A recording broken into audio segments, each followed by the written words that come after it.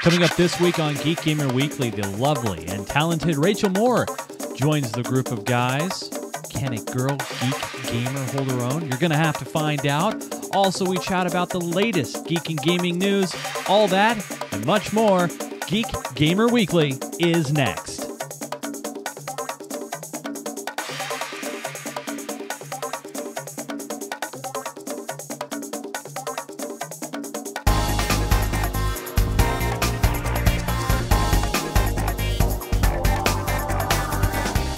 This is Geek Gamer Weekly, episode 230, recorded on Sunday, March 3rd, 2013.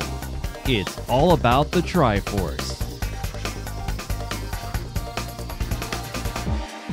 Geek Gamer Weekly is brought to you by Personas, makers of the Studio Live 1602, which packs superior audio quality, performance, and integrated software, including remote control, into a small, affordable package. For more information, visit Personas.com.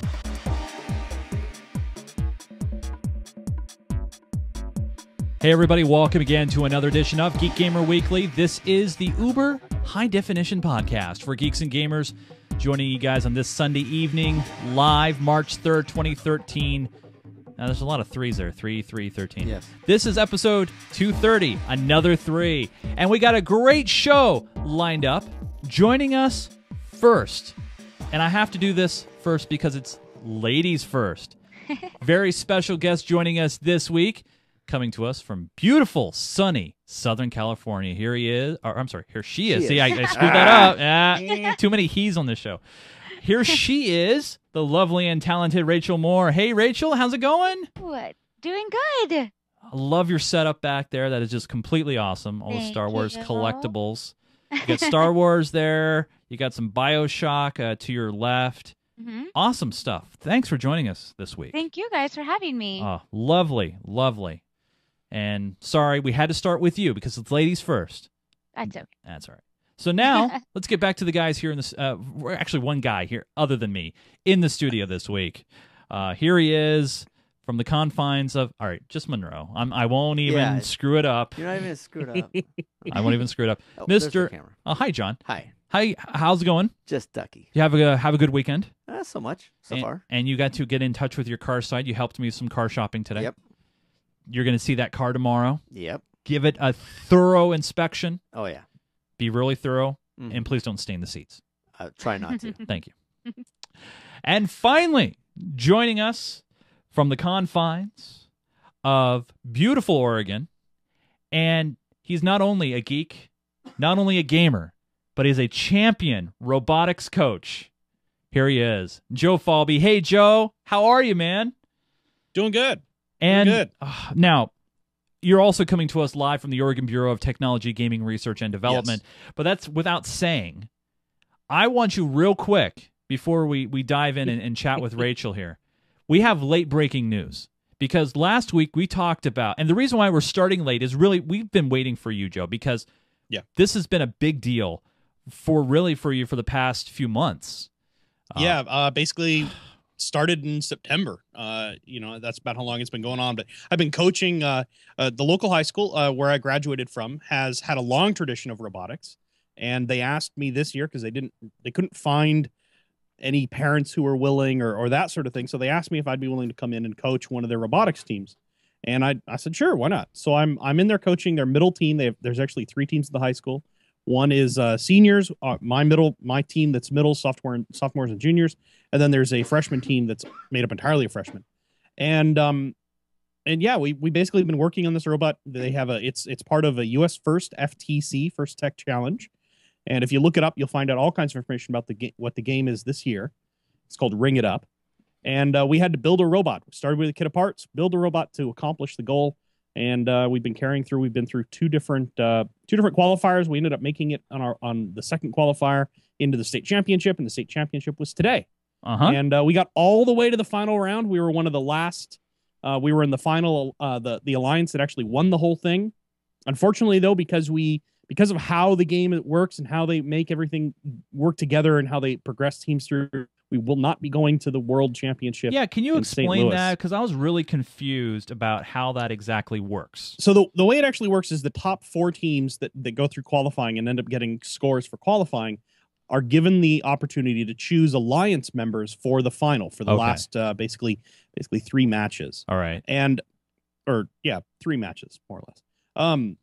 And we were chosen by the top alliance team or the top winning team to be part of their alliance. So unfortunately, what that means is even though they win and they get a seat into the world, because we were chosen by them and not the actual top winning team ourselves, we were chosen to join an existing alliance, we don't get that seed to go through the world. What? But you know what? It's just the way the game works. It's how they've structured this particular tournament. Okay. And I know it's frustrating, but hey, it All right. works out and it is actually okay. And we're a brand new team. This is our first year actually competing. This is my first year coaching. So it was a learning experience all the way around. I think we did really, really well just as It sounds was. that way. Yeah. And I'm really happy with how it turned out, and I'm looking forward to next year. I'm hoping to stick around and coach again next year, and hopefully have the basically same group of guys and go through and maybe make it to World next year. That's You what we'd will. like to do. You will make it the world. What are you talking about? I hope so. It'll depend You on the will. game. They'll throw some stupid game out where you have to throw frisbees or something. But no, it was a lot of fun. And here's the best thing about US First as an organization is they want anybody who's willing to spend some time coaching these teams, anybody who's in technology who wants to give these kids a look at a future for them, a possible career option for them. They really want those people to come out and volunteer with the program and join up and become a mentor. You don't have to be a parent. I'm not a parent. You can come out and coach a team. You can, if you don't want to spend that much time, if you don't want to spend several months involved with the team and go through that, you can also become a volunteer at one of the events. But look it up. There's a US First there's a first competition. There's a first league in every state, and a lot of them have more than one. So go to usfirst.org and look it up and see what you can find in your area. There's going to be lots of opportunities, and they're always looking for more people. Well, I think you're a champion. I think you should be going, but that's okay. I understand there's weird structures, and I know everybody in the community here is very, very stoked for you. Congratulations to you and your team. I'm super happy with how it went. I'm really, really proud of the kids. I think they all did an exceptional job, and it's out of they said there were 103 teams this year in Oregon, and out of 103 teams, only 2 were selected to go on to the world from Oregon. So the fact that we were even close to being in the running for that is outstanding. Well, congrats. I know everybody Thank you. wants to give you a big high five. Awesome stuff. I was trying to watch a little bit online. There was a little issues in their feed, but I caught a part of it, and it was very cool. Yeah. So. Well, next year maybe I'll volunteer some professionals to come in and do their live stream. Yeah, that'd be a good idea. I wonder who could do that. I don't know. I don't know. I don't know. I think I have a connection to somebody. Yeah, all right. Well, let's get to some geeky and gaming topics, shall we? We have an awesome guest here with Rachel, and we want to get her opinion on a lot of things. And let's start off with a fun story. This is not really the top story, but I want to say this is a fun story. Did you guys hear about this kid in the UK? He was playing his dad downloaded this game for him on his iPad. It was called Zombie vs. Ninja. It's a free quote unquote download. Okay. Now, the kicker here is he racked up $2,500 in just 10 short minutes on in-game junk purchases. Darts, keys, bombs, ecstasy bombs. I have no idea what that is. Makes the crowd happy. Makes you hype. Yeah. Yeah. What kind of game is this? Anyway, basically, Apple is going to be very nice, and they're going to refund the money. So my question to you, and we'll start with Rachel, is who is to blame here? Is it the game manufacturer or the developer who made this free game and snuck in all these add-ons to try to obviously make money for themselves? Is it Apple's fault for making it way too easy to make in-app purchases? Or is it the parents' fault for not keeping an eye on what their kids are doing? So, Rachel, why don't you tell the lovely people here, what do you think? I gotta go with the parents. They need to keep an eye on their kid, and if you give your kid an iPad that you can make very easy purchases on, you've got to talk to that kid that is not what they are to do, that if they Right. are to make any purchase, they have to make sure that you say it's okay first.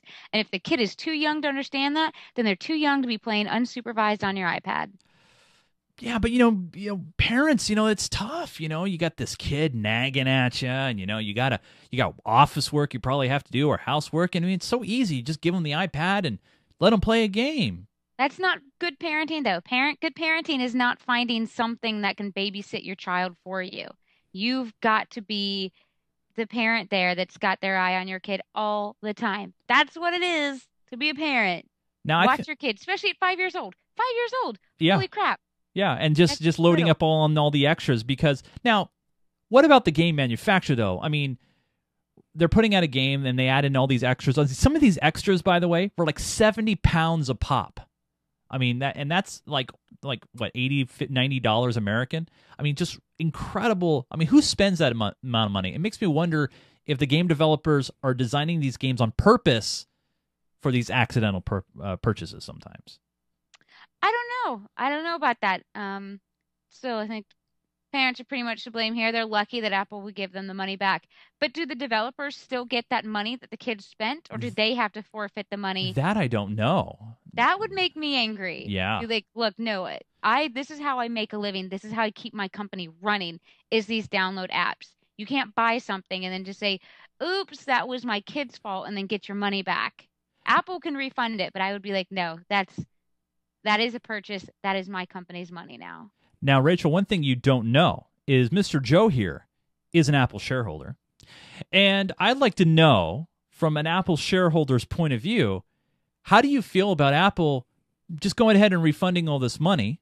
That's number one. Obviously, I think, Apple's trying to, head off a PR disaster. But this is one of those things, Joe, that Apple has had built into their OS, I think since iOS 4 or 5 at least. In-app purchases? Yeah. They've had them for a really long time. Exactly. And honestly, my thought is what Apple needs to do is exactly what Apple's done. They need to do what's best for the consumer. And in this case, it was obviously accidental purchases. And they have a history of doing returns if you are polite about it and you ask and you do it within usually 24 hours. So, and for that matter, I mean, the Android store is basically the same way. You can work the system to get a return if you need to. And in this case, obviously a kid did it on accident. The parents didn't intend for it to do it. The system didn't even work as it was designed. In theory, it's supposed to ask for a password the first time you do an in-app purchase, even after doing an install. Right. So, I would say the blame does fall a little bit on the parents. It is, more or less their fault. They shouldn't have given their kid the password for it. However, I think Apple's doing the right thing, even if the developer's a little upset about that. Apple is doing the right thing in this because really their consumers are the most important part of their business. Yeah. And that a developer who's making a free game on the store and then selling add-ons to it, they may drive a lot of money to Apple, but they're not as important as the consumer base is. See, here's what I think happened, because I think he was using a modern iPad to play this game. So I assume that the in-app purchases protection was in place. But I think what happened here is the kid downloaded the game. The parent put in the password so the kid can download the game. Kid downloaded the game, started playing it. And this kid's 5 years old, okay? So the kid probably didn't understand that these things maybe cost money, perhaps. This is just an assumption. This is just an opinion. But the kid clicked on this add-on, and then when that happens, it asks for the password again. So this is when the parent's fault. Parent goes, oh, I just put in the password. Fine, I'll put it in again real quick. Then all of a sudden, $2,500 later, that's what happens. Well, and you look at it, it's like, okay, 3 bombs, 3 keys. 333 keys. 33 bombs. He needed a lot of keys. He's 5 years bombs. old. He sucks in the game. Yeah. Well, it's just like, he just started, it's like 3-3. Okay, no, it's 3-3-3. Because he had like from 3 bombs to 33 bombs to 333 bombs. Hey, is that Corpsey or Corpsey? Corpsey. Corpsey might have it right. Corpsey said maybe he thought it was in-game money and not real money. That's possible. He's 5 years old, right? So That's I don't true. know. Yeah. Yeah, but But shouldn't there be better protections on in-app purchases? I mean, it's and not having Apple stuff. I don't know. There's no way to put it. Say, don't let us spend it over $100. Put right. it. Is there no way to put it on parental controls or put like a well, a there cap? there are controls built into the OS. Well, not even the OS, but I mean like through because obviously that's still through the Apple market when it's buying this stuff, isn't it? Yeah. It's just put $100 cap. You can't hurt things too bad if he's only got $100. Oh, you mean like cap. on a master account, like on a master? Yeah. Like then like over $100 you have to go back to the computer, Yeah. or something like that.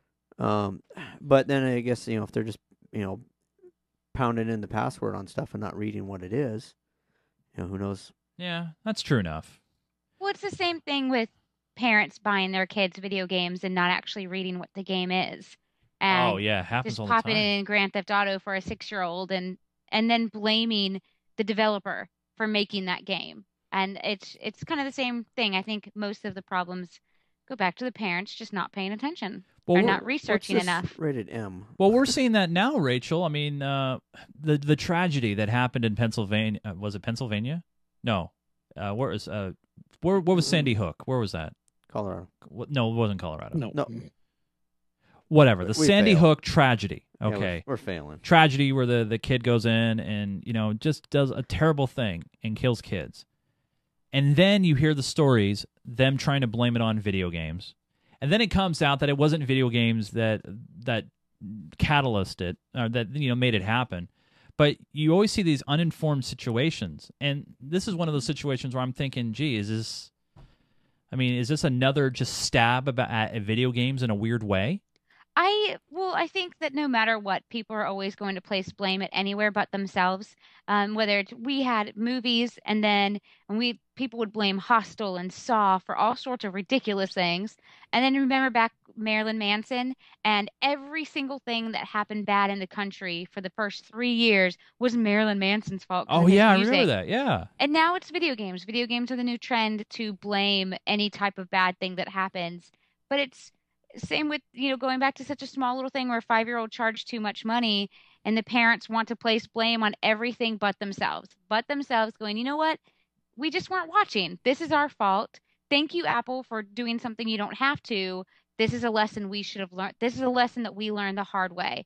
They're not going to say that. Instead, they're going to make up anything like, well, the app didn't work correctly and it didn't ask us for a password again like it was supposed to. Or they're going to say Apple needs, better ways to lock down that kind of stuff. No, they don't need that. It's the parents that need to be a little bit more do a little more research and pay a little more attention to what their kids are doing.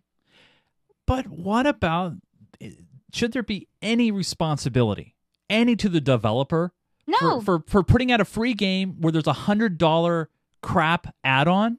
But as an adult, if I want to buy that $100 crap add-on, I want it to be easy and streamless. I don't want to have to put my password in 8 other times. I don't want to have to put in my credit card information again. I want to hit a button and then say, oh, this is going to make you spend money. Yes. Right. Because I'm an adult and that is my money to do with that.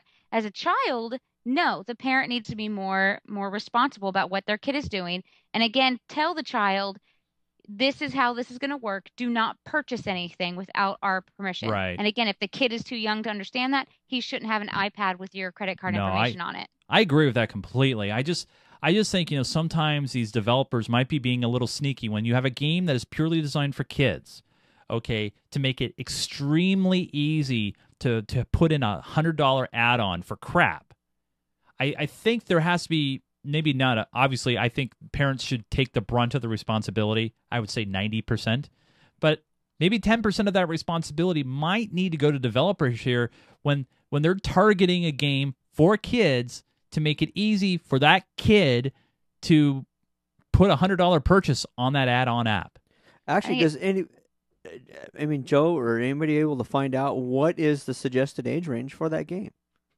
That's probably one, what is the age? The thing is, remember, it goes back to probably, the game could be designed for kids 5 years old. Yeah, well, but the add-ons, that's a major financial decision. Well, yeah, add-on, if the game's designed for, 5 to 10, is Maldek? Is that right? 3 and up. It's rated 9+. 9 9 plus. To, So the kid's according 5. to iTunes. Yeah. So Yeah. the kid So- shouldn't be playing. Yeah. So technically, that was a game that they didn't even look to see what game. Yeah. Jason Relaxation in the chat room, I think, has got a great suggestion. And he said the kid couldn't sign up for the account. The parents would have to do it because the kid's under 18, obviously. But have a separate account just for free downloads that has no credit card attached to it. Or can you even set up an iTunes account without a credit card attached to it? I believe you can now because you can buy the cards from like Walmart that have Okay. from a big box store that have the actual iTunes account dollars on them. Okay, cool. So Well, see, iTunes gift card. See, there you go. Parents, just show them this show, and we've just given you a solution to all your problems. There you go. That's what we do. We're problem solvers here on the show. Boy, oh boy, what to go to next? I mean, that was so fun. Hulu. So no segue. I'm just going to talk about Hulu. So Hulu is a big conglomerate of a lot of different media companies, and two of them is Disney and News Corp. News Corp is Fox, for those who don't know, and they're reportedly discussing selling their stakes in Hulu. Hulu's kind of weird because it's also owned by Comcast, but they can't be involved because it's the whole Comcast NBC thing. And you have Hulu and Hulu Plus. Even if you pay for Hulu Plus, you still get ads. Okay. I don't know how important Hulu is or important to you guys right now. To me, I don't watch much Hulu anymore. It's more Netflix for me, or going directly to websites and trying to get the stuff free and direct. Like going to Comedy Central as an example. I don't go to Hulu, that sort of thing. But do you guys, when it comes to streaming media, Joe, we could see a disappearance of Hulu. I know you're big on Netflix and probably other streaming content, but is this a big deal to you at all? No, I don't watch Hulu at all. I don't understand why I need to pay them for Hulu Plus to gain access to old episodes, and I still get ad content. That's because they I don't would- understand what they're doing, I think. Right. I would much rather, and it sounds like from what I've read about this, that Disney was interested in going to a subscription ad-free model, Yeah. and that News Corp was like, no, never, never, never, never, never, never, never, never. And Disney was like, okay, fine, then we're out. And News Corp's like, well, we're leaving too.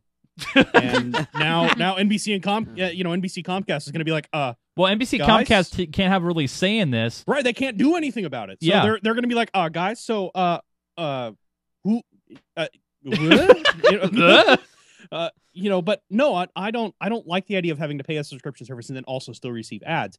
My opinion is, if I put money into something, if I'm buying the ability to view something or to have access to something, that should be whatever I'm paying. They need to charge enough so that they don't need to also augment that with advertisements. And that's how I feel about TV just in general.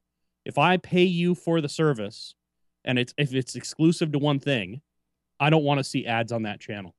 If I'm paying you for TV services on a whole, that's a different matter because then I'm paying for access to it. Right. But if I'm buying, if I buy a CBS television package, specifically just that channel. Like if you go to CBS.com or something. And you right, buy exactly. I should be able to get that without advertisement. If they want to increase their revenue through advertisements, do the whole, a can of Pepsi sitting on the counter in the kitchen. Product placement. Do the Yeah. product placement type stuff. I'm okay with that because it doesn't affect the show.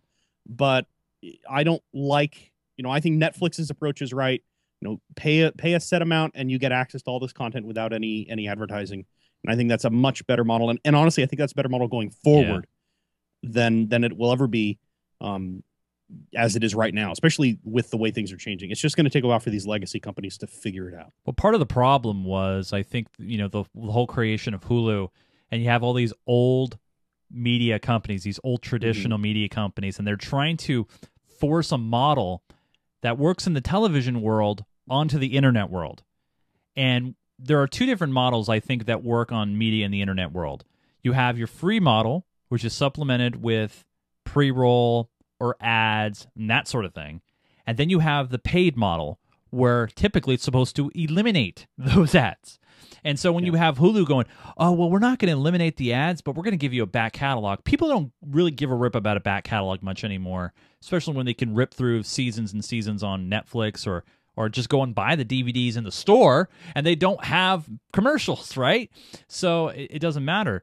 Now, Rachel, what do you think? I mean, how do you get your streaming media content? Well, I've never really used or paid for Hulu for the same reason, because I'm not going to pay if I still have to sit through ads. Even if there's less ads, no, because I can find other ways to acquire TV shows that I What are really you saying? want. Well, like Netflix. Oh, okay. She goes okay. and she rents them at Blockbuster. Redbox. She goes to Redbox. Yeah. Redbox. Yeah, Yeah. stuff like that. Okay. Or borrow them from friends, or Well, stuff be like careful. that. Borrowing. Be You careful. can't borrow. No, I know, but No, they- no. It's part of fair use. Yeah, it's fair use, but they don't Okay. like it. They want you to No. buy a copy every time you watch it and then throw it Well, away. I mean, Yeah. for If that the matter, they show's don't like you good to enough, rent I'll it buy either. it. What's that? Yeah.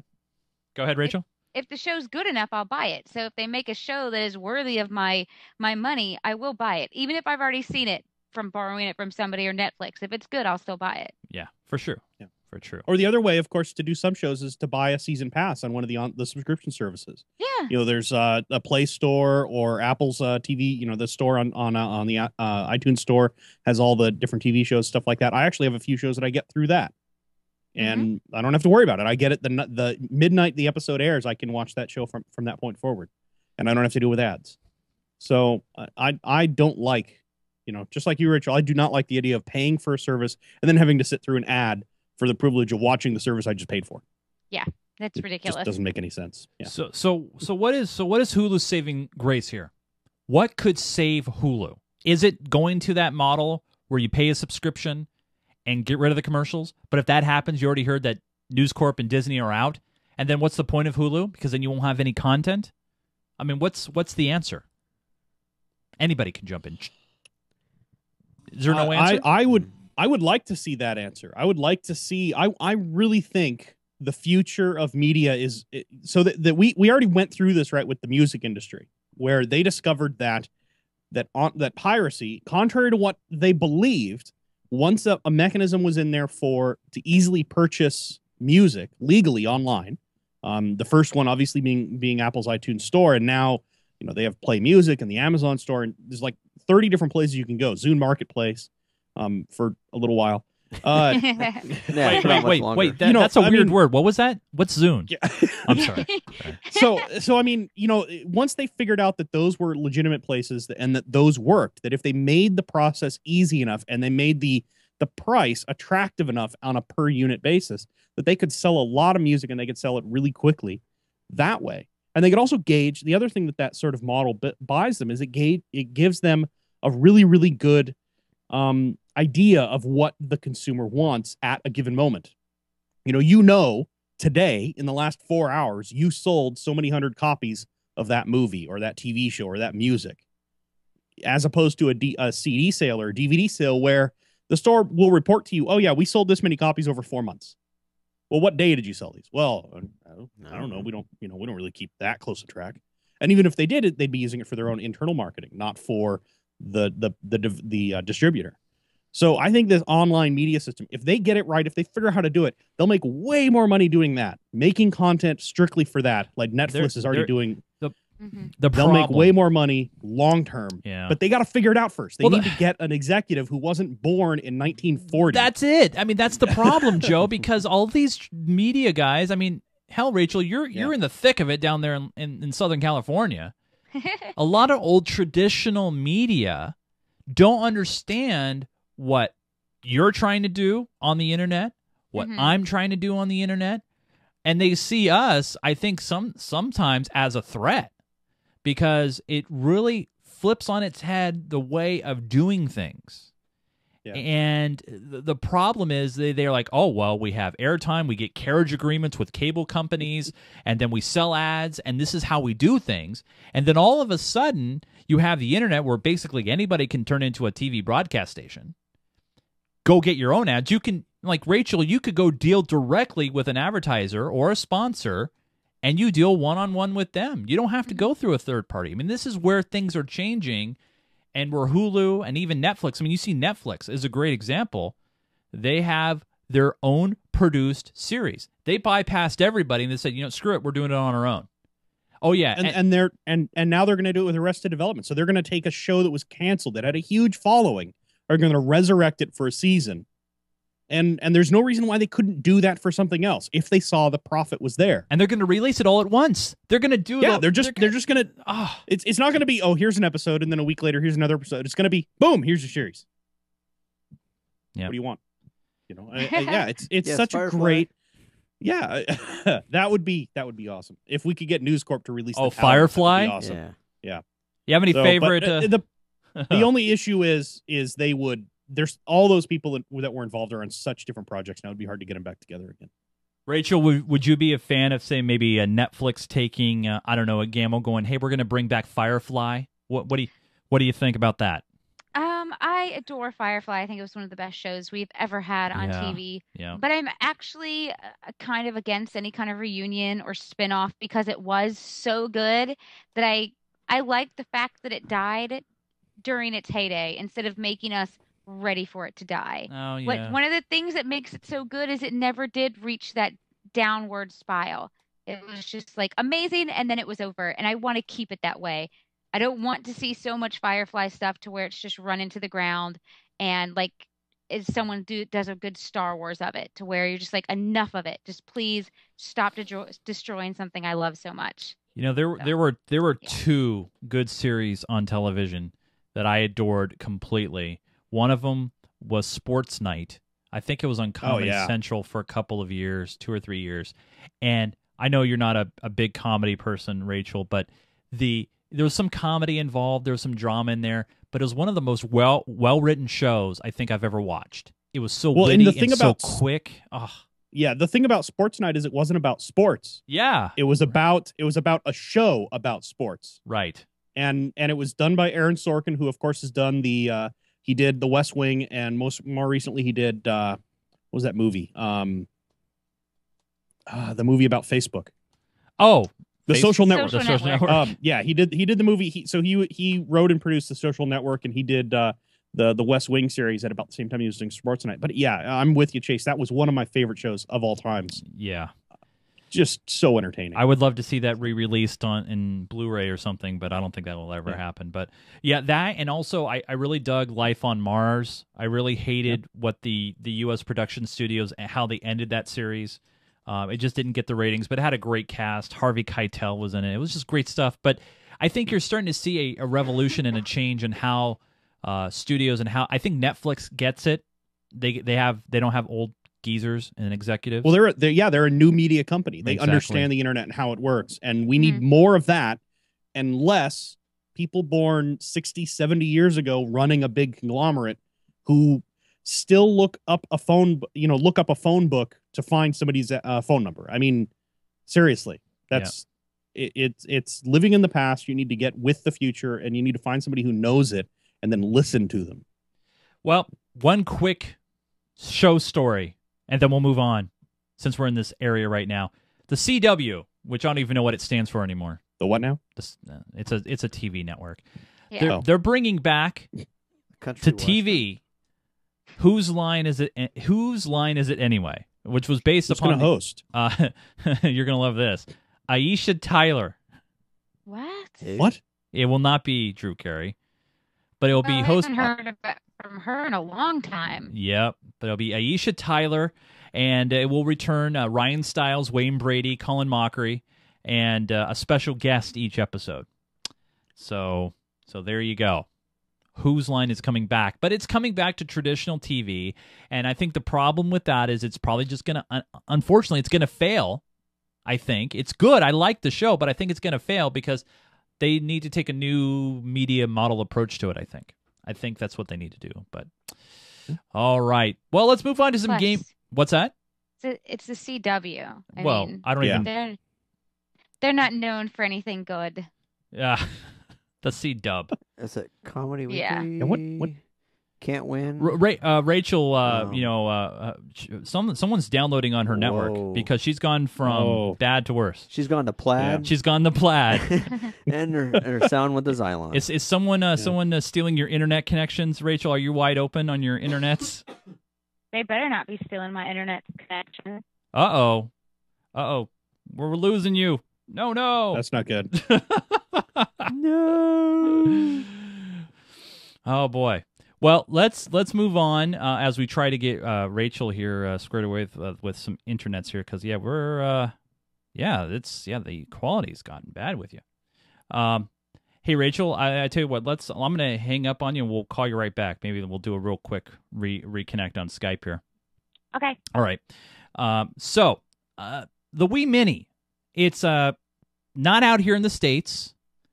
However, it is trying to make a push, and right now up in Canada, it is actually doing quite decently. I don't know if you saw the numbers on this, but the Wii Mini right now is selling it sold 35,700 units in the past 2 months. Now, this is very interesting because this thing does not have Wi-Fi. It let's see what else. It has no internet connectivity and no GameCube compatibility. So, my question is this: why are people buying this? Wait, no net connection? No, so you can't do Netflix on it, and you can't play old GameCube games on it. Does it?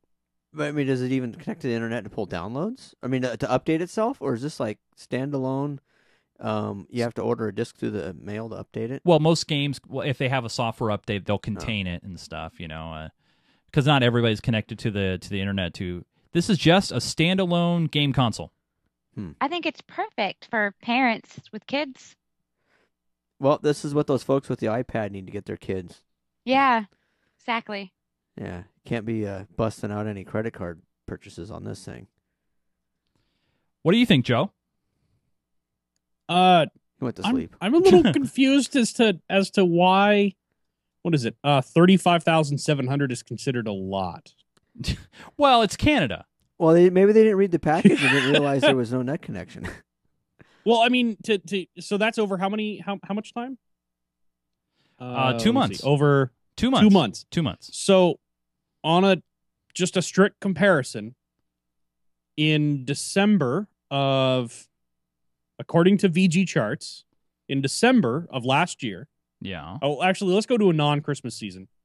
Let's go to October, I guess. They sold in 2010 rather.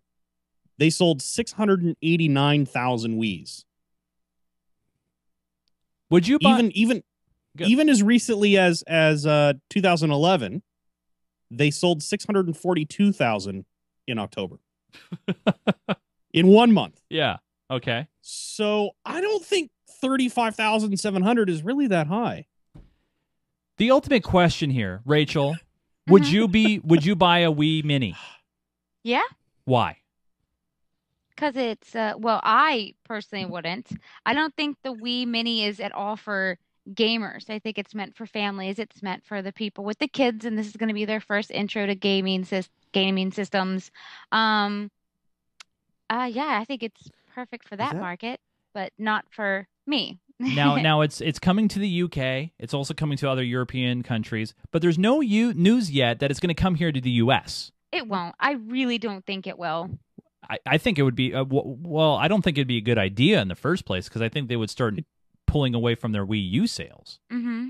Chase, I think Joe. you need to break the market in the US on this. You should start importing it. That's illegal.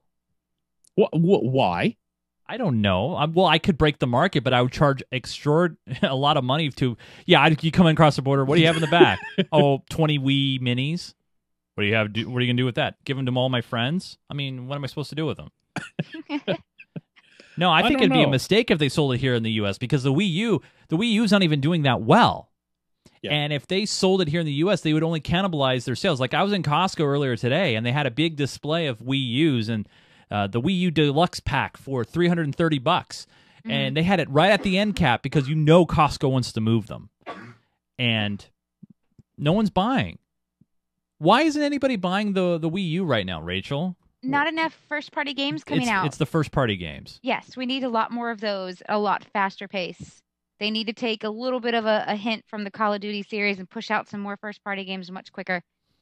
Yeah, but Nintendo's not good for like really gory, high action first party titles, right? Not that type of game. Okay. But that model frame where we've got to have a new game every 9 months. Yeah, That's what Nintendo needs to do. Where's Mario Kart? Yeah. Well, we need not just Mario Kart.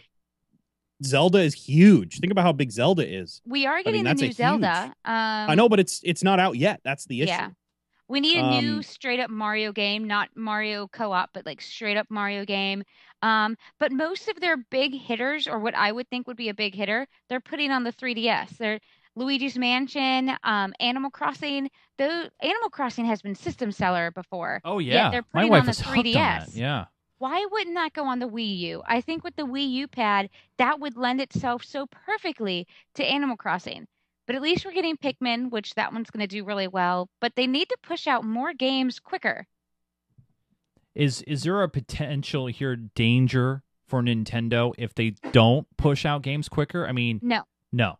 The Nintendo market, I don't know why people like to compare Nintendo with Microsoft and Sony. They are on a completely different level of games, system style, market, who the Wii markets itself to, completely different types of people. So I do not think that no matter what Sony and Microsoft is doing, I don't think that's going to really affect the Wii U much at all.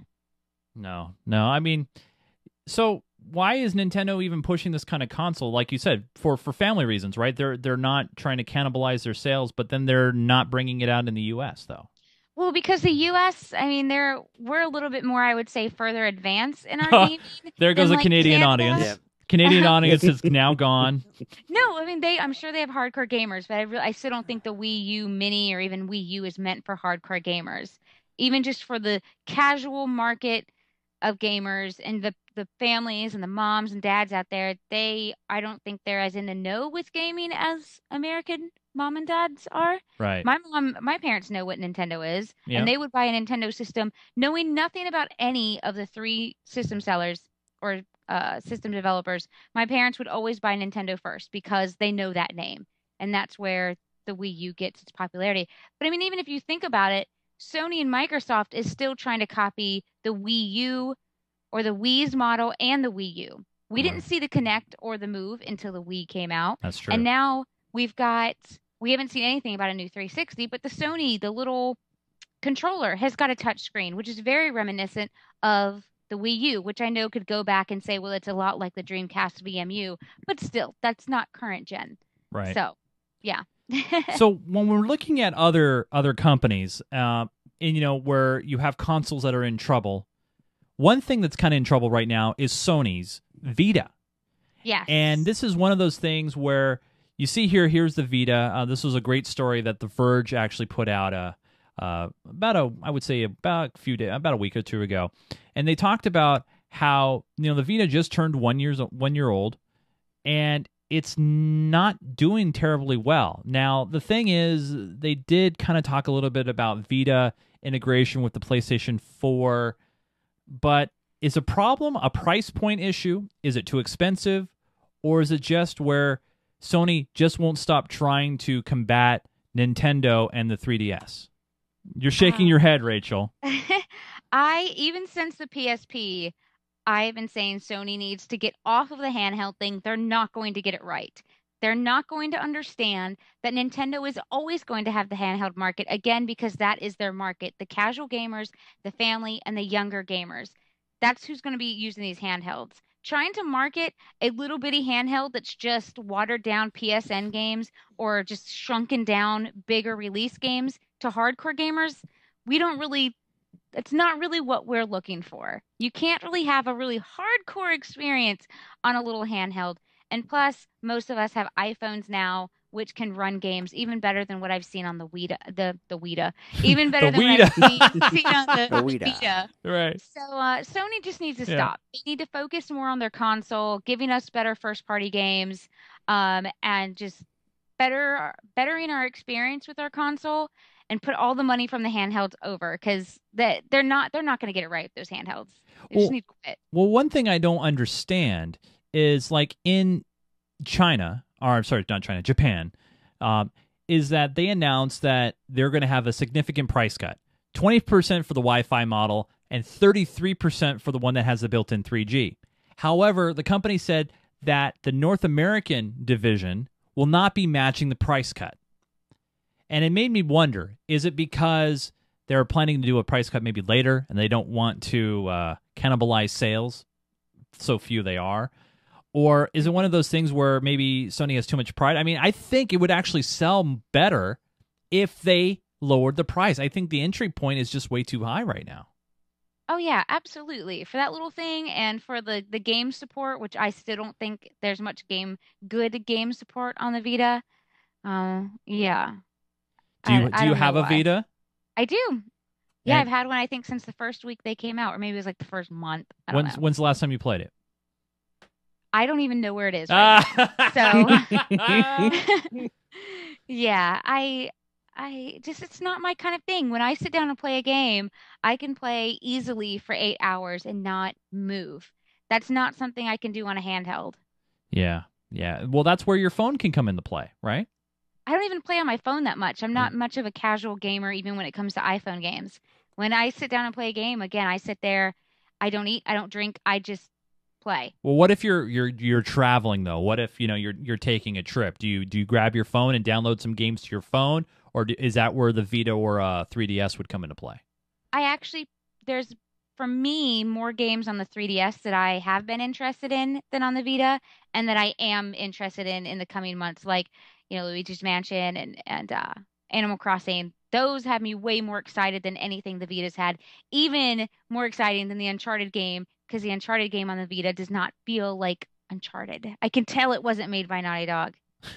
I can smell the missing Naughty Dog on that game. You can smell the nasty dog. That's what it is. Yeah, those wannabes. Now, let's shift gears a little bit. And if obviously a lot of gamers utilize this service. Well, I don't anymore. But Gamefly recently announced that they are restructuring and they're going to be laying off people. And we don't it sucks. I was laid off. I was working for 10 years for a company and then I got laid off. But the company Gamefly is laying off people. They're better aligning themselves. I love this marketing speak. They are better aligning themselves to existing console and digital game markets. Gamefly, which is, I believe, based out of Los Angeles, they maybe have a couple of distribution centers across the U.S. Is Gamefly, especially in today's market where you have now Redbox doing game rentals, and Redbox is everywhere. You have digital streaming companies like Steam, and also you can download demos now through your 3DS or Wii or Xbox 360, and you can get demos that way. Is Gamefly still significant, you think, Rachel? I love Gamefly, absolutely, because Gamefly is where I can test out a game on whether I want to buy it or not. And even though I have to pay monthly, Steam I have to pay per game. So if the game sucks, that sucks for me. Just wait for a sale. But that's money lost where I can use Gamefly. I adore Gamefly. I think where they're probably going to be laying off a lot of people is they were trying to do something where they had that digital reviews thing. And they were doing like little Gamefly video exclusives. No one goes to Gamefly for their game news. No one. So I think they're going to lay off a lot of their editorial team. Yeah, they bought Shack News to try to drive that particular end of their business or develop that end or invent that end of their business. But yeah, I don't know. I never went there for news either. Shack who? Yeah. Shack who? Yeah. Well, yeah, I love Gamefly, and I don't use Redbox because that means I have to leave my house. Gamefly just comes to my house. I'm like, yes, I got a game, and that's all I got to do. The only thing I didn't like about Gamefly is their turnaround time. It's ass. It is just ass. I don't know how else to put it. For the Pacific Northwest, it's bad. They don't have a shipping center around here. It's even ass for Rachel. She was telling me in the pre-show. I mean, she's in Southern California. Their distribution center is in Southern California. Yeah. How long does it take for you to get a game, Rachel? It takes about 5 to 6 days. Gee, that's ridiculous. Wow. I know, from when I get the email that it's coming. That's just see, I think here in the Portland metro area, it was only about 3 days from the email. So no, I'm serious. You know what they're doing, Rachel? They're forwarding it to one service, and then the next service will forward it to another service. It's kind of like your email, right? That's they're shipping across California. They're shipping across California by way of Nebraska. Yeah, exactly. They do need to get more of the big titles that they know are going to be big. Because Well, their upfront costs are really expensive because they're, instead of like movies where they may be paying what, $15-20 a pop for, they're paying $60. They're paying full price for these games, right? I don't think they get a special cut or a deal from the game companies. I wish they did, because it sucks when you're like, yes, I'm going to get Far Cry 3. I'm so excited. And then Resident Evil 6 comes and you're like, oh, okay. I guess I'll play this. Theros in our chat room, which I don't know if he's being sarcastic. If Amazon can deliver next day, why can't Gamefly? Can I do man, I wish I had something really, really small here. Let's say, for example, this is Gamefly, okay? And and let's see, what's Amazon? Amazon is my house, okay? Yeah. That is why Amazon can ship next day and Gamefly can't. That's why. Plus, I think Gamefly has a lot thinner margins, especially with a fairly small subscriber base than Amazon has. Amazon probably has more Prime members than Gamefly has subscribers. Yeah. Well, one awesome distribution service that I know Joe loves. I mean, we've looked at Joe's Steam portfolio and how much money Joe's spent on Steam. Most crazy. of it was from sales. It's not actually that much money. It's still a lot. It's probably half to 2/3 of the total. I don't know how much the actual amount is, so I don't know how bad that sounds either. Well, one game that I know that my wife, I think she's gone to bed, so she doesn't know about this and she's not paying attention. Is Surgeon Simulator 2013 has been greenlighted, as they say. The independent. I believe it's that independent section of Steam. Yeah. Greenlight Surgeon Simulator 2013, and here's a screenshot here of it.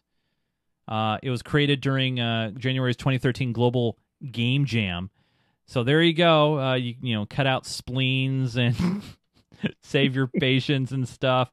More blood. I want a version of this game where it's like you're doing an autopsy. I don't want to make them better. I just want to take them apart. Oh, you can do that. It very quickly becomes an autopsy. Yeah. They had a free downloadable version for a while. This started out as one of those 72-hour games where they had 72 hours to develop a game, and this is what they came up with.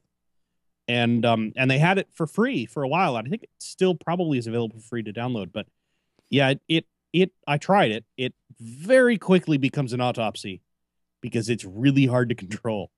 Yeah, basically you have to try to perform open heart surgery, and you have to keep your patient's lungs from collapsing and give him a new heart and before he dies of blood loss. It's I see that parts of the intestine there clipping through the rib cage. Yeah, well, I mean, come on. That's what's you that's write the a game. blockage. You write a game in 72 hours and see how much clipping you have in it. Yeah, John. Yeah, get to that. Fine. Yeah, maybe that's. But that's the diagnosis. This guy's got blocked. All right, so let's talk about a game that I know a lot of people are looking forward to. Maybe not that small independent title. Let's talk about a little bit larger title from a little company called Ubisoft. They're making a Naked Surgeon Simulator. Naked Surgeons. That's right. That's the one Rachel wants. Yeah. No, I'll download the patch for that. Sorry. No, it's Assassin's Creed 4 Black Flag. Mm-hmm. Now we've it's going to come out on everything: PS3, 360, Wii U, PC, and Game Gear. So it's really no one caught that. F you all. Anyway, and Game Gear. Yeah. And Game Gear. Oh, okay. Anyway, I'm sorry, I was asleep. Rated PEGI 18. Here's what I would like to know. What you think. I'm not going to talk about the game. I'm going to talk about what they're doing for the PS3 version. The PS3 version is getting exclusive content. It's getting 60 minutes of exclusive gameplay. So if you want now every platform's getting the full version, but if you want 60 more minutes of gameplay, you have to buy it on the PlayStation 3. Same cost, by the way. So if you buy the game on the 360, you're going to spend $60. If you buy it on the PS3, you're going to spend $60, but you'll get more. Rachel, guest of honor, how do you feel about that? It's a little shady, but I mean, I still haven't finished Assassin's Creed 3. So having an hour extra on Assassin's Creed 4 is not something I really care about. I don't even think I need another Assassin's Creed game anytime soon. Right. So yeah, that's true. But I mean, so it doesn't bother you that much that they're doing this? no, because usually the extra missions or extra skin pack they like to throw on and make something exclusive really isn't that cool anyways. And then usually it becomes available much later anyways for free. So It kind of bugs me a little bit just because of the fact that if I'm paying $60, I want all available content, even though I may not get to it all, or I might not do those side quests or do certain things. If I'm paying full price for a game, I expect to get the full game. And I'm not talking about DLC. That's a whole different discussion. But when you add in specific extra stuff because of a platform, I mean, not everybody has all consoles. Not everybody's are big hardcore gamers like we are. You know, some people may just have the 360 version, but they're a big Assassin's Creed fan. Now they're going to get shortchanged. yeah. I would be pissed. I think it's actually a little bit sad on Sony's side. It's like, really, Sony? You need that many more game sales that you're going to ask for an extra hour? Oh, that's sad. Yeah. Aw. Well, this happens all the time, though. I mean, like you pre-order on, like we see it on the PC. You know, you pre-order through Origin, you get this. If you pre-order through Steam, you get this. If you pre-order through Amazon, you get this. Yeah, but Microsoft's like, let them have that extra hour. We'll still outsell them. Well, yeah, we'll still kill them. Yeah, they're not worried. So, yeah, it's a little shady. But I really don't need an extra hour thrown onto any of my Assassin's Creed games. Which platform are you getting it for? 360. Gotta have those okay. achievements. Yeah, exactly. Achievements are like crack, right? I know. I love them. The things that games will get me to do for an achievement. Joe refuses to get an Xbox Live Gold account. to get to renew it. Yeah. Yeah. How do you I let live? it expire like years ago. Well, it helps when you don't bother plugging in your Xbox for the better part of 3 years. So. Oh my god. Well, I have a really good gaming PC that have you seen my Steam library? We were just talking about this. But there's games on the 360 that aren't on the PC. Yeah, but if I'm playing on the 360, I have to use a stupid little controller with goofy little. Anyway, I like the little controllers. Duh. No, I happen to have I was gonna shuffle it off the desk in case somebody sees it. I happen to have an Xbox controller right next to me. Yeah, he pushes it off but edge. no, I will like a first person shooter. I don't understand how many people can play those with a controller and be reasonable at them. I would never move away from keyboard and mouse for that kind of a game. I used to be the same way. I just can't do it. I have done it. I've played through a couple of first-person shooters on consoles with the goofy little controller, and it was uncomfortable. And I go back to a PC and keyboard and mouse, and it's like, oh, that's right. That's how this is supposed to be played. I forgot. Well, see, for me, I used to play PC games like all the freaking time, and now I play a lot more. But back in the day, you youngsters, back in the day, the first-person shooters were really we didn't have a lot of different controls and different button things that we needed. It was just, shoot, go forward, go back, and that was pretty much it. But now there's so much extra stuff, and my hands are really, really tiny. I can't reach a lot of those keys at the same time that I'm trying to control them. And I know they make, I've got the Nostromo mouse that Razer makes. My hand is too small for that thing. So for me, a controller just feels better in my hands, and all the buttons are right there. And no matter how small my hands are, they fit on a controller, unless it's the original Xbox controller. That was a nightmare. So they just feel better for me now with a controller than the keyboard and mouse. I just can't stand the lack of precision. That's what always gets to me. Is a lot of first person games on console have to have some sort of a semi auto aim turned on, because they can't, you can't get the same precision that you can get with a mouse and keyboard, at least not quickly. You can get there eventually, but it takes a while. So I don't know. No convincing will ever get me to move away from mouse and keyboard. I'll never prefer to play a game on a gamepad. I understand the argument that if you're sitting on your couch, leaning back, relaxing, slouching, having a good time, I can understand that aspect to it. But I'd rather play. There are other games that I think work really, really well in that environment. Racing games, some of those kind of games work really well in that environment. And I just can't do another FPS with a gamepad. I It can't just believe doesn't work. I can't believe Malik in our chat room. We know Malik. Yeah. Malik's a good friend. How could he recommend the Yes. Ergodex when they don't even support it anymore? Well, there's not the Ergodex, but CH products picked up the tech, Yes. and they make a pad that is basically the Ergodex, but it's modern. Yeah, and with it Windows includes driver support. 7. Yeah, exactly. Yes. Yeah. Or there's a lot of other options. I can't remember the name of it, but there was a circular pad that was made for a while that was designed specifically for computer FPSs, and it had the numbers laid out really really nicely, and it had the main ASW and D keys in a really nice arrangement, so it was easy to use for somebody with small hands. And Logitech, of course, makes the G13, I think, Yeah. which is a dedicated little gamepad that is the same sort of idea. There's a lot of options out there to try, and that makes PC gaming a little bit more convenient if you don't want to be forced into a full-size keyboard. But like I said, I just think the biggest thing, I could do like a mouse and a gamepad maybe. Just because I think the precision you get from the mouse as opposed to a joystick is there's such a huge difference. Now, racing game, a flying game, some of those type of simulation games, I can understand why a gamepad would be better, or perhaps give you a little bit more easier control. I just, for an FPS, a mouse and a keyboard, or a mouse and that kind of an input device just is the natural way, and the way God intended us to play those games. So, Well, we will get Rachel to be playing at least one PC game, and that's Minecraft. Mm-hmm. And once she starts playing on the Minecraft, she'll on the PC, she'll be like, "Wow, this is so much better than the 360." Just you watch. Oh yeah, I do know that. Yes. My friends that I play with on the 360, they're always talking about the PC version, and does the 360 version have this yet? And I get all excited, and then they're like, no. And so yeah, I know I'm gonna like it a lot. Sweet. Our last story this week is for my good friend John. This was added in not by him, but by Joseph Huckabee. Hey Joe, in the chat. He snuck this in there, but that's okay. And this is not John's pick of the week. This is about EVE Online. Just to let you know, shortly before it reaching its 10th birthday, it's going to turn 10. Oh, yep. Goody. EVE Online has passed a whopping 500,000 subscribers. Holy crap, Ola. It's the only MMO that has grown year over year since its launch.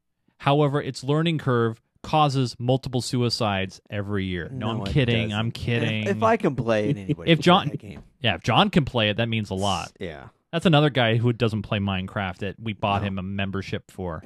Yeah. Anyway. 500,000 doesn't sound like a lot for 10 years, though. Well, it is when everybody's on one world, one server, one box. Yes. Yikes. Everybody's in one universe. One universe. Yeah. I mean, I guess it's not a lot. I mean, when you compare it to, say, like World of Warcraft, sure. But I mean, but they're still they're in the positive. They're growing every year over year over year. Yeah. No other MMO has done that. I mean, I I'd imagine mean, by but now WoW's probably peaked. They're flatlined or. Well, WoW yeah. hit about 12 million subscribers based on these charts from, where are these from mmodata.net. WoW hit about 12 million subscribers back in 2009 and in 2000 again, between 2010 and 2011, based on their quarterly reports. But since then, they've dropped down to a measly, looks like maybe 10 million. Yeah. Only so 10 they have a million. long ways to go before. Yeah, they have a long ways to drop before they hit 500,000. But good on Eve for growing. So Rachel, I gotta ask you, Mm-hmm. what game right now are you currently engrossed in when it comes to MMOs? Guild Wars 2. Oh my God, best game ever. Why do you like it so much? I don't even know, because I'm not even really playing it. I'm just running around. I am crazy OCD. So running around 100%ing the world. So I go into a new area. I have to unlock all the waypoints, do all the side missions, get all the points of interest in the vistas. Like, it's just a game for my obsession, and I love it. The community is awesome. I adore the community in Guild Wars. I tried WoW. I dropped out of WoW because everybody on there was absolutely terrible. They were mean. They were awful, awful human beings. Guild Wars 2, no one has been even slightly rude. Everybody is great.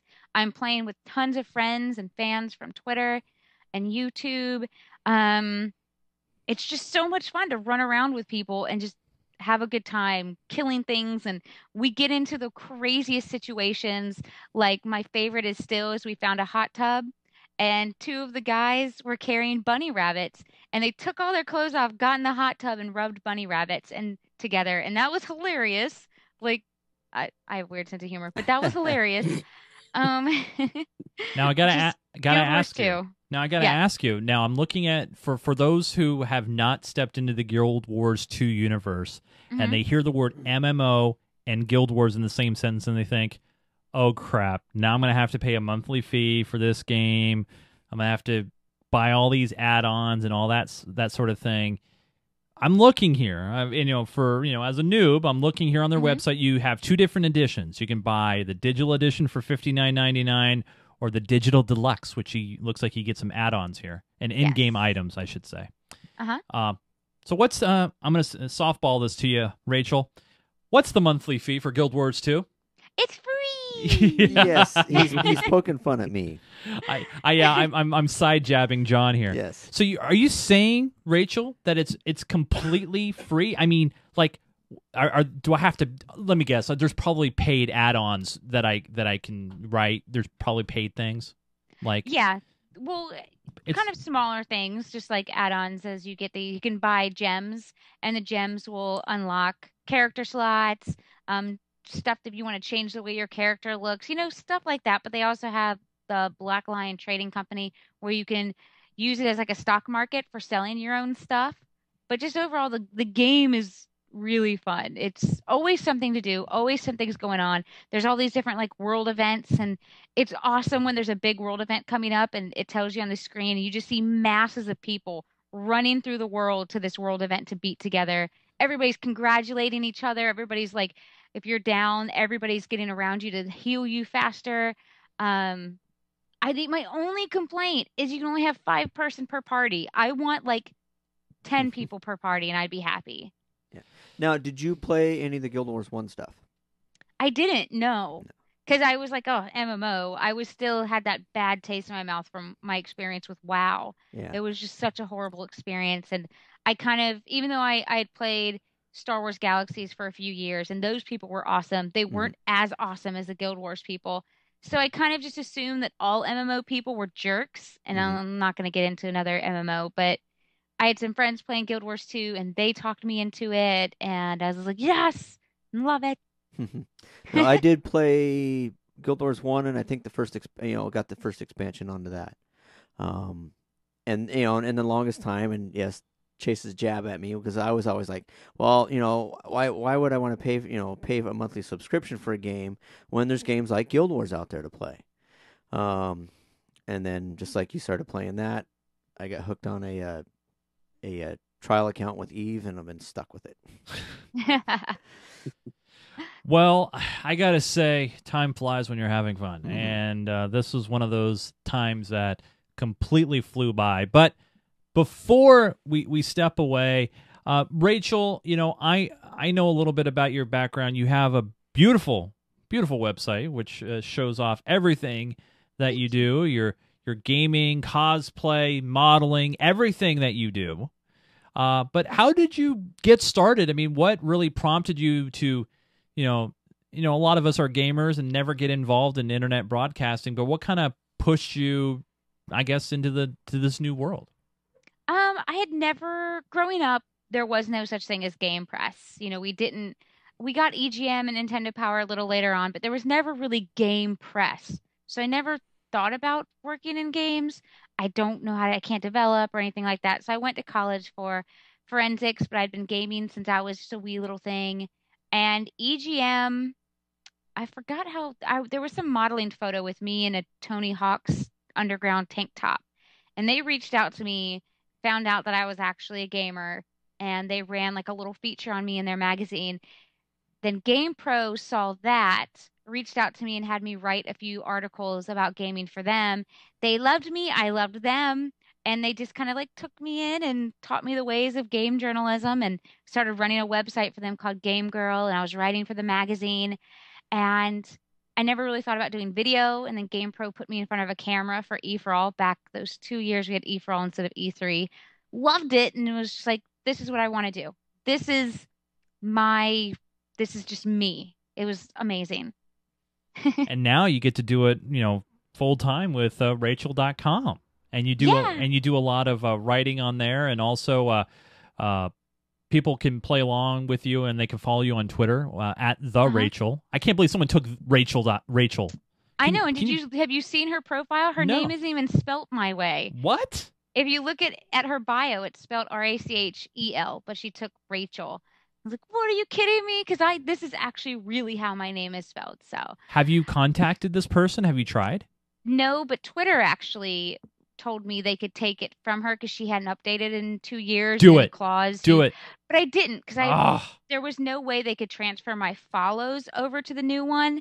And I've spent years What are you trying talking? to gain a following and everything. So All your followers, your names would come over instantly. Like someone was squatting on at Nunes, and I was originally at Real Chase, and it just changed, and all my followers still had me. And really, yeah, they told me they couldn't. That I was gonna have to start at zero. That's not true. I was like, oh, I'm not willing to do that. I would recontact them personally. Yeah. Seriously, if you want help, I might have an old email address you might want to try, because no, and also it's a copyright thing. Someone could be quote unquote impersonating you. So Yeah, well, even when I sign up for anything, even the smallest little website like Etsy, I'm finding that Raychul is gone, and now the Raychul is being taken. I think, and I tried to sign up for DeviantArt, and now the Raychul was gone. Raychul Moore was gone, so I had to go with the real Raychul to try to get my name in there. It's like, why are you guys doing well, this you got to to be, me? it's one of those things where you gotta, also you gotta protect yourself and identity. And if someone is doing it intentionally to try to give you harm, that's a copyright thing. You can actually kind of fight those things. So. Grr to them. Grr! But if people want to follow the real you, they can go to Raychul.com. That's spelled Raychul. Or they can go to the Twitters at the Raychul, Raychul. But that's not all. You're many different places as well. You do stuff on Twitch. People can follow your fan page on Facebook. You're everywhere. I do a lot of YouTube. I think I'm most active, well, other than Twitter, but most active on YouTube, which is youtube.com/Raychul Moore on there. Sweet. And that little intro, did you do that, or who did that? No, a fan actually made it for me. That's and it was cool. I know, isn't it the most adorable thing in the world? It Oh fits my you gosh. perfectly. It really It's does. so cute. Oh, well, there you go, Raychul. Awesome. And thanks so much for joining us on this Thank you. episode. It was a pleasure, and can't wait to have you back again. Oh, I'd love. Just let me know, and I will be here, all excited and stuff. Sorry, John Carlo. You're out now. Yep. No, I'm just kidding. To the curb. You can follow this guy on Twitter. He tweets rarely, but when he does tweet, it's very, very big deal. Huge deal. It's important. Mr. Joseph Falbey. You can follow him on Twitter at Falbey, Falbey, and he's the champion robotics coach from Oregon. Again, congratulations, Joe. That is awesome. It's freaky. It's a record for today. It was 3 tweets today. Wow. It's a record. That's out. Were you feeling okay? I gotta go like another 6 months before I tweet again. Whew, that was enough. All right. Yes. Yeah, and you're spent.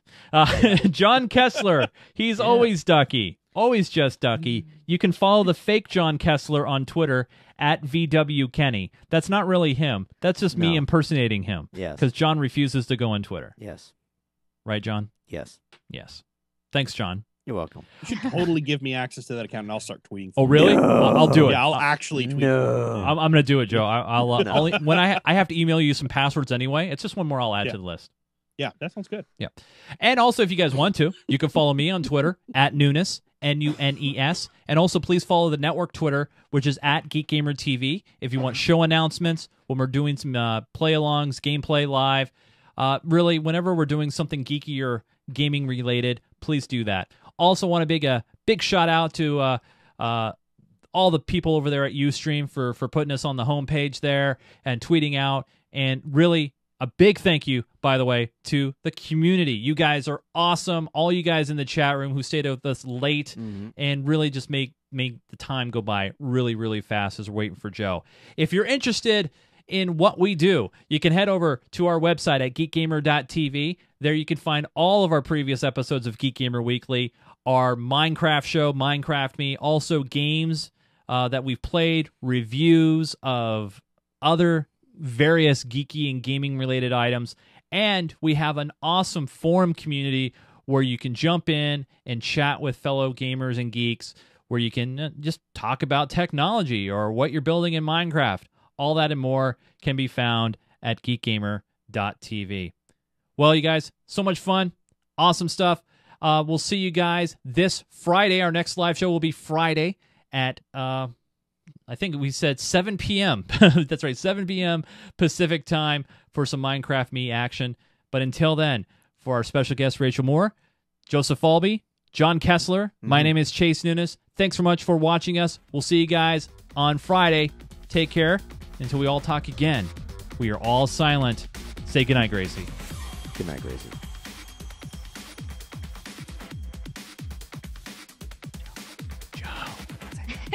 Joe. Oh, Frank Herbert. Very good. I have no idea who that is. Really? Nobody? No. Rachel, you know who that is, don't you? No. No. Oh.